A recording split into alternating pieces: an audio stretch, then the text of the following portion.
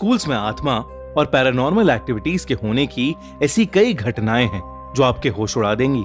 और हमारी आज की कहानी भी शिमला के एक बोर्डिंग स्कूल में हुई एक ऐसी ही सच्ची घटना पर बेस्ड है।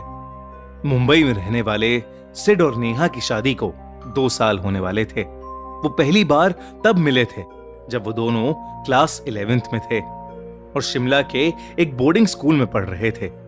दोनों को तभी एक दूसरे से प्यार हो गया और तभी से वो दोनों एक साथ थे। अब करीब 10 साल बाद वो अपनी एलुमनाई मीट यानी अपने स्कूल रियूनियन के लिए वापस अपने पुराने बोर्डिंग स्कूल जा रहे थे, लेकिन उन्हें नहीं पता था कि इस बार कौन सा बुरा साया उनका इंतजार कर रहा है।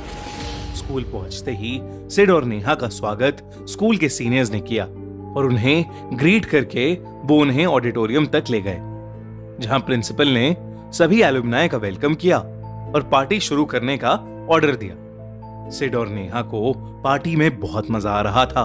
उन्होंने खूब डांस किया और ढेर सारी पिक्चर्स क्लिक की। नेहा डांस करते करते थोड़ी थक गई, तो इसलिए वो साइड में आकर एक चेयर पर बैठ गई और सभी को एंजॉय करते हुए देखने लगी। तभी उसकी नजर भीड़ के पीछे खड़े एक लड़के पर गई, जो कि उसी को देख रहा था।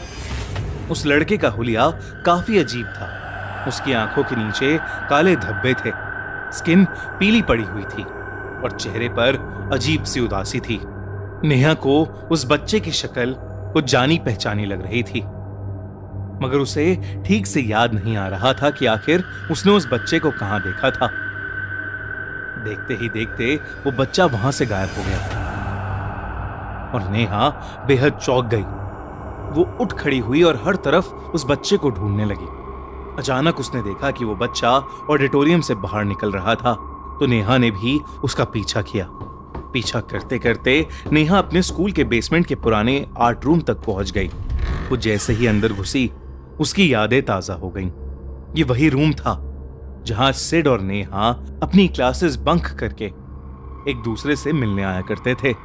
नेहा वहां पड़ी चीजें देखने लगी कि तभी आर्ट रूम का दरवाजा जोर से खुद ब खुद बंद हो गया। नेहा थोड़ा घबरा गई। वो दरवाजे की ओर गई और उसे खोलने की कोशिश करने लगी। उसे उस रूम में एक अजीब सी घुटन होने लगी थी, जैसे किसी केमिकल की महक उसकी नाक में चढ़ रही थी। तभी नेहा को किसी के रोने की आवाजें आने लगीं। वो आवाजें उसके पीछे से आ रही थीं। वो पलटी और उसने देखा कि वही बच्चा आर्ट रूम के कॉर्नर में बैठा रो रहा था। उसने अपना चेहरा अपने हाथों से छुपाया हुआ था। नेहा ये देखकर और ज्यादा डर गई और वो दरवाजे को जोर जोर से नॉक करने लगी और चिल्लाने लगी। जब उसने दोबारा पीछे पलट के देखा तो वो बच्चा अब वहां नहीं बैठा था। वो दरवाजे की तरफ मुड़ी और तब जो उसके साथ हुआ उसे देख उसकी रूह कांप गई।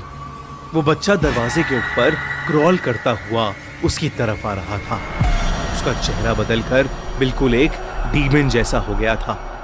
नेहा बहुत जोर से चिल्लाई और इतना डर गई कि वो अपने होश खो बैठी। नेहा वहीं बेहोश होकर नीचे गिर पड़ी। जब उसकी आंख खुली तो वो स्कूल के एक हॉस्टल रूम में थी और सिड उसके पास ही बैठा हुआ था। नेहा को बहुत तेज बुखार चढ़ा हुआ था।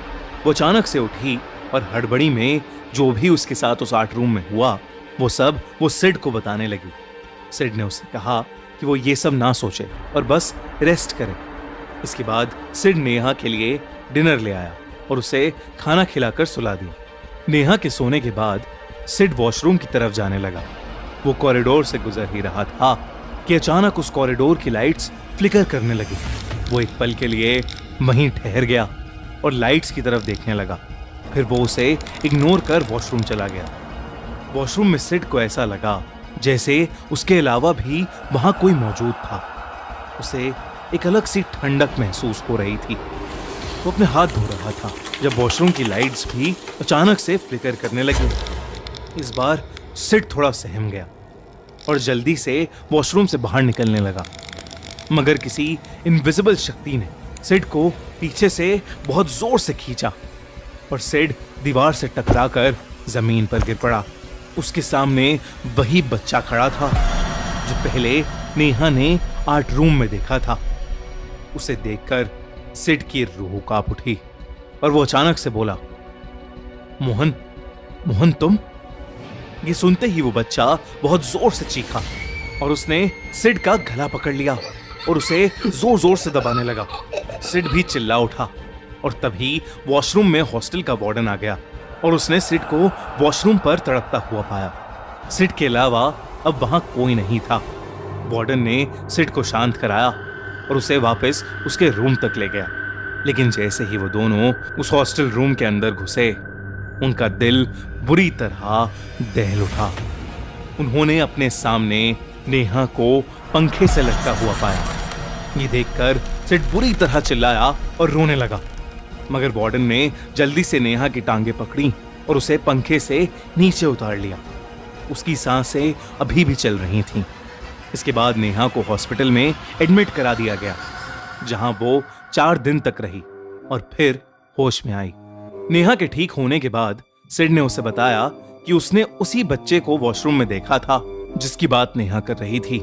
सिड को वो बच्चा अच्छे से याद था। उसने नेहा को याद दिलाया कि जब वो दोनों 11th क्लास में थे तब मोहन सिड का बेस्ट फ्रेंड हुआ करता था। नेहा स्कूल में नई नई आई थी। सिड और मोहन दोनों को ही नेहा बहुत पसंद आ गई थी और इसी वजह से सिड और मोहन की दोस्ती टूट गई थी। सिड ने जल्द ही नेहा को डेट करना शुरू कर दिया था, मगर ये बात मोहन को बिल्कुल पसंद नहीं आई। एक साइको जैसे वो नेहा को स्टॉक करने लगा था। सिड से हाथापाई करने के बहाने भी ढूंढता था। जब ये सब करने के बाद भी नेहा ने उस पर ध्यान नहीं दिया तो एक दिन मोहन ने अपने हॉस्टल के कमरे में पंखे से लटक कर अपनी जान दे दी। इस हादसे के बाद सिड नेहा को लेकर वापस अपने घर लौट गया, मगर आज भी नेहा को रोज रात में उस बच्चे की भयानक शक्ल के बुरे सपने आते हैं।